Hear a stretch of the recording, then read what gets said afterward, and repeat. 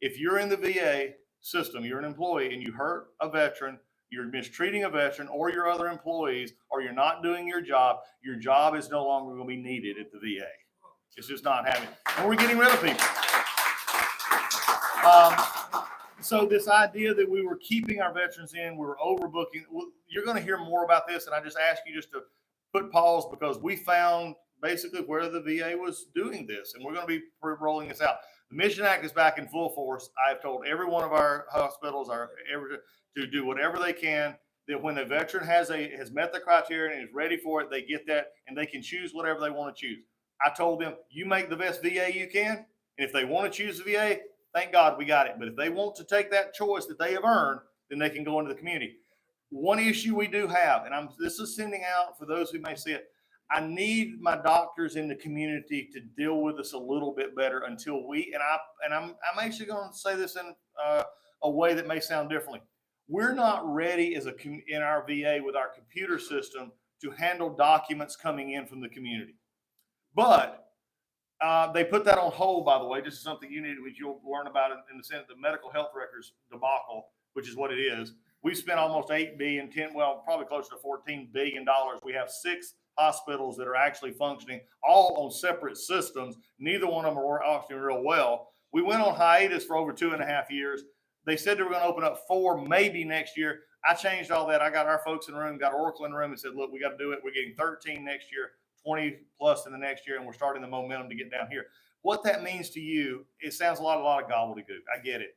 But what it means is that the doctor that you go to in the community has a similar system that they can then just take and put the document into the digitized form, get it back to the VA doctor, and things can move much smoother. So sometimes, again, we got doctors in the community not wanting to take our VA patients because they're not getting paid, or they're getting paid at a less rate than even their Medicare funds or Medicaid.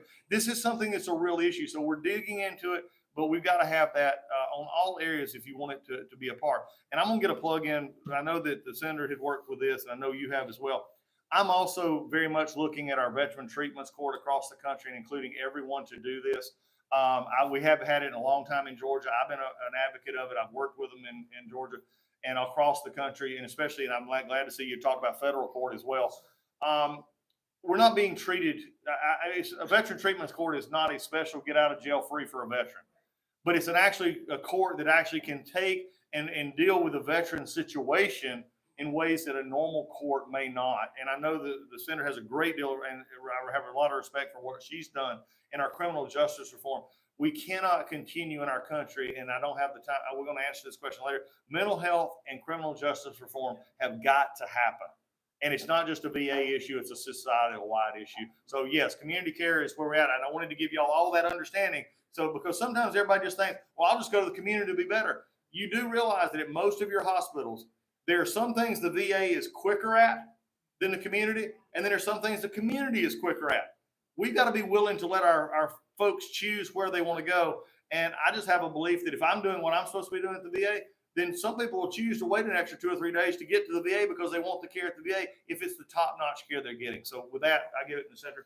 Thank you. And can you already tell he's hit the ground running and really has dug into some of the issues. And I think what's really going to become clear over time is in some areas where you may have a VA, or in some areas you may be in a rural part and you don't have ready access, we need to have the ability to fill those gaps. And I want to commend you for what you have already done in terms of making sure people have access to doctors through telehealth and other ways, thinking outside the box. I know he'll keep doing this as he serves as an agency head, because the number one driver of every decision is how do we improve service to veterans. Can I make an announcement about that? Yes. Just also to let you know about community care, and I see those hands. Just on the community care aspect, some of you may have heard the stories of, we're looking at contracts and we're cutting some of our contracts and doing this, and everybody was talking about the end of the world for the veteran, and we're doing this.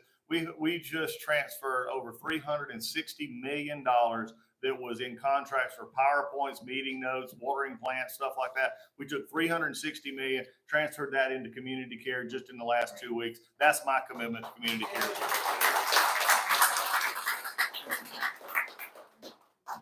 Thank you, Senator Moody and Secretary Collins, for coming. I retired from SOCOM a few years ago. before I retired, I was asked by our commanding general to take over the adaptive sports program for SOCOM. That's where we help wounded, ill, and injured veterans transition from the military to civilian life. And it kind of fills a gap too between the VA and the community. After I retired, I was approached by this organization called Warrior Sail. They teach wounded veterans how to sail. I was confused because I grew up in Kentucky. I've never been on a sailboat and wondered why they wanted me to join their organization. If I get a boat, it better have an engine. Nonetheless, 8 years ago, I joined this organization, and over the years, they taught me how to become a pretty good sailor. And I have to admit that when I retired, I was dealing with issues, just like many of our veterans. And I found that getting on a sailboat with other like-minded veterans was super relaxing and helpful. It helped address my PTSD, and it's a great organization. And I know there are 90 other organizations like that throughout the United States that all depend on the VA's program for adaptive sports for grant funding. My question is, and the folks at Warrior Sailing asked me to ask, because I told them I was going to you. Normally, around January the 15th, they submit their grant application for the year. And for the past 5 years, we've received VA grants, $150,000 or so a year. We're not talking about a lot of money, but for this organization, it's huge. So far, as it stands right now, we've been told to stand fast on that grant application. As of April 16th, we haven't been allowed to submit it yet. So the question is that going to free back up? Is that program still safe, or is that on the chopping block? Yeah, no, it's there. Part of our problem, and from being in Congress for over 8 years, I get the funding issues, but we've had a little bit dealing with the CR kind of backlog. But those are our top tier grants. Those are the things that we're actually putting forward. You should be hopefully getting that pretty soon, and those will be awarded in the fall like they typically are. A lot of this year had to do with our just again the senator I know is getting used to this and working with this. There's several organizations that, especially in the bigger size like ourselves, DOD and others, that just do not work well on the CR side of the house. I mean, we have our funding for hospitals, but on things like that, it makes it a little more difficult for us. But they're still on top priority and should be coming out pretty soon. There's some young lady there in the back. I just wanted to say one thing. Tell me your name again. Keith. He said to me when I came in, this is a thankless job sometimes. This post here suffered, in this building that we're in, suffered incredible damage. And I think it's important to point out, and I want to get to more questions, but the first hurricane, I think, flooded the place. The second one came in and took the roof off. I mean, it was in shambles. I mean, the fact that you're sitting here right now is a miracle. And it is because the men and women that belong here came in and did a lot of the work themselves. They raised money to fix it. It just shows you the fierce determination and work ethic and resilience of our veterans. And American Legion, it was founded on, and I think the motto is, veterans strengthening America. I truly believe, and I know that the secretary truly believes, that America should strengthen our veterans. And what we can do to serve you in programs like that, to help you rehabilitate, to become strong, it is what we can do to repay you. You said it is a thankless job. We all here and all of us in leadership say thank you, and we'll do what we need to do to support you. Yes, sir. In the gray jacket. I missed you before, I'm sorry. That's okay. It's good to see you again, Senator.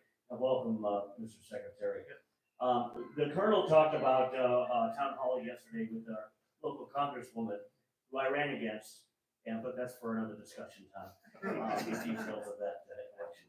But I had the opportunity over the last 2 years to talk with an awful lot of veterans. And one of the reoccurring themes, Mr. Secretary, is that the mental health aspect of the VA is broken and it is not functioning in a timely fashion. And so I know you addressed some of the issues that you're looking at, and you talked about computer issues. And you know, I've seen and listened to the folks, Elon Musk and his team from Doge, and I'm wondering, are they coming in to help you and not necessarily to cut things, but to help find solutions to things that you need solutions for? They are. I have VA employees that they work for me, but they're our liaison with the Doge group, and they have helped us, look at our systems. One of the things is again transparency. When I came in to the office in early February, I asked as soon as our HR person got involved about another week later, I just said, give me a list. Let's know who our employees are. Any commander in this room, any platoon, squadron leader, I know where your people are. It took me a week and a half to get the total list of our employees. A week and a half. It was just unreal in that regard. So they've helped us, work toward what can we do with HR, what can we do with others, mental. And so yes, our computer systems, and then in the hospitals, and I may have some of my VA employees here. Our Vista system it's a system that works, but it's so outdated compared to anything else that's in the world. There's not a doctor that leaves the VA that would not find a modern system, even in the smallest of offices, that is not what the system that we're having to use. And this is where it's one of those things. Any of you play golf in here? Got a few, I figured. Yeah, you get this. You swing a club. Yeah, I play golf too. My handicap is my swing. But what it is though is if you ever have a bad swing and it just feels comfortable, and you go to somebody to teach you that you can do a better swing, and the minute you get out there and something goes wrong, what do? You don't go to that new swing, you go to the old swing because it's comfortable. And unfortunately, we have a lot of comfort going in there. The mental health aspect right now, let me just let you know a little bit where we are with mental health. I'm willing to put anything on the table right now to help our veterans, especially in PTSD, sexual assault trauma, TBI, any of these. And we're doing that right now. We're exploring every opportunity with not only inside the VA, but outside the VA with our nonprofits, with others. This includes, electromagnetic. This includes hyperbaric. This also includes psychedelics. This includes a lot of different things that we've run through with that. So this is a number that you need to be aware of. $588 million is what we spend on suicide prevention. $588 million. We've done this for about 5 or 6 years now. What is sad is depending on whatever number that you use, 17, 22, there's numbers out there that are varied. Those numbers have not changed since 2008. Now, I want you to hear me. We spent billions of dollars, almost $3 billion just in the last 6, 7 years, and that number is not changing. That is not satisfactory to me. That is not something that I'm willing to accept. And I know the president's not willing to accept it. And somebody said, well, that means you're going to cut that money. No, you're an idiot. That's not what I said. I said, what I'm willing to do is take a look at what we're doing. If we're doing the same thing the same way and expecting a different results, we're just insanity. So what we're going to do is take that $508 million, and if it meant that we were doing PowerPoints or posters, or we're going to have these same events, then change it up. Then let's get on podcasts. Let's do other things. Let's go out. How about we actually just go out and have airmen meet airmen and battle buddies meet battle buddies and wingmen meet wingmen, and we go out there and actually have the conversation. Let's put money into areas that are actually doing it. And taking what we have in some of our, especially our outfits where we have our mental health facilities that we do have in the VA, working tandem with what we have in the community, because one is too many to me, and we're going to continue to fight with that as we go forward. And some of that's going to take Congress actually having to get to the statute on scheduling of some drugs and some other stuff that we can then test them and use them in some of our treatments. But I think there's a willingness to begin to at least have that conversation. At least you got a secretary who's willing to have that conversation. And it's been, it did not take long, under 2 months, for me to realize most people that are coming to Washington and wanting to improve things, the underlying message is always, we need more money. And the first question needs to be, and that may be the case. That may be the case. But anyone in leadership and any position in government has to first say, okay, you're saying we need more resources and we need more money. Is what we have in place, the structure and the programming right now, is that showing? Is it proven to work? So that when we put more money there, we will show a greater output in what our mission is? And if it's not, you've got to be insane to just throw more money at it, because you're starting to see, as the government's trying to be more transparent where the money is going, because we have to be. We do not have the luxury in this country of not paying attention to where this money is going.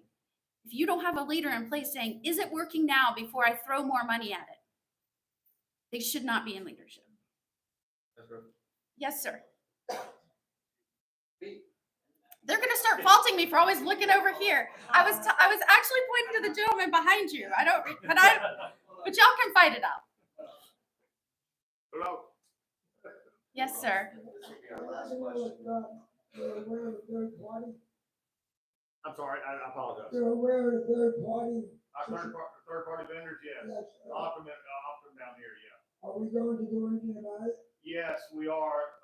That is something that I have. Okay, another transparency moment here. Let me get back here. Those contracts were supposed to be up. Optum Tri-West, who does this all throughout the country, and I'm assuming that's what you're talking about.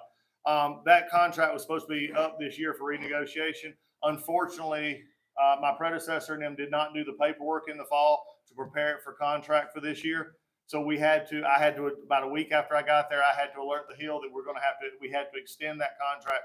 But what it's given me plenty of time to do is that when the next contract comes around, it's going to be a contract that benefits the veteran and not the third party organizations. And we're going to have to work that out. So yes, we're looking at that. When will that be, that contract? When will the contract be coming? It'll be coming up. I think it goes out it'd be out for bid, if I'm not mistaken, be late this fall and then be finalized into next year. And of course, there'll be, disputes on it. So hoping to get it in place within 18 to 24 months. We spend over $6 billion on that. Yep. That can hire a lot of doctors for veterans. Yeah, it is. And it's at 30, and they're also supposed to be the ones that get our community care doctors. They're the ones that's also supposed to be the transmittal between that. Look, there's some things that they do. I'm not completely throwing on the bus, but it's just not working right now. And so I wanted to have a chance that we can actually put some of the things into the contract that bind them a little bit more into how we get our services done, especially in that community care aspect. So we're done. Thank you for that question. One of the questions I just want to also let out something here, because some of you said you've went to, and the senator is talking about town halls. So I'm glad we're doing this. Let me let you also just understand something. There's a lot of people say right now that you can't, that looking at our healthcare system, how the employees, and looking at this, and if we do anything, that we're automatically going to cut quality care, we're automatically going to hurt veterans and stuff. Let me just give you the true facts here. Number one, anybody that tells you anything is different at the VA because we've laid off a bunch of people are lying, because we haven't yet. Nobody, none of that number that you hear, the 80,000 number, none of that, those were a goal. And we're still looking at how we're going to do that. I've got literally tens of thousands of people that do not touch a patient in any way and do not handle disability benefits anyway. Their back office or others, that we're going to say either you're going to get in the front office, or we may not actually need the bureaucracy that we see. So anybody, any senator or any House member who tells you that we're having issues at the VA right now because of what Doug Collins has done or Donald Trump has done, is they're being unfactual. Let me just put it north towards it. They're lying. Okay, let's just be very blunt about this. And so when you look at it, I also have to tell you this: at 470,000 employees, 10 years ago, I'm going to give you some statistics. I shared this with the senators last week. In 2015, the GAO, the Government Accountability Office, said that the VA was on its high risk list, which meant that we were susceptible to waste and abuse, patient care, patient quality, employee retention. All this was on there. 2015. Since 2015, our budget has risen well over hundreds of billions of dollars, and we've added over 150,000 employees in that 10-year cycle. You know what the GAO just told me again in February? We're on the high risk list still. And here's the issue: our wait times have not really changed. They go up with somebody. Some of our hospitals are better, some are worse. It depends. But our backlog, which we had down under the first administration with Trump, down under 60,000 on disability backlog, COVID hit. Of course, they do spike up. But what happened was they just stayed up. When I walked in February, there's 240,000 in the backlog. I just assigned my deputy secretary, who just got confirmed. Thank you for that. We just got him confirmed. I've tasked him with going to the VBA where he used to actually work, and his job right now is to get that backlog down as soon as we can, hopefully almost to nothing by the end of this year. That's the commitment we have. But understand something. Did you hear me about employees? Employees went like this. Money spent went like this. Here's where it's going to surprise you, though. In that same time, the veteran population of this country decreased by almost 5 million veterans. Decreased. And the work in the enrolled membership at VA stayed constant at about 9 million. 9 million. So when you have somebody who stands before you and tells you that all we need is money and people and don't touch a thing or you're going to hurt somebody, they're not being truthful with you, because the statistics don't show that. Numbers are not lying. The numbers have went up as far as what we're spending and how many employees we have, but the veteran is still 9 million, and yet we're still having the issues we have. So don't you think after a while, maybe it's time we ask better questions? That we ask, are we using our resources wisely? Or are we just doing the same thing for the same folks over and over again?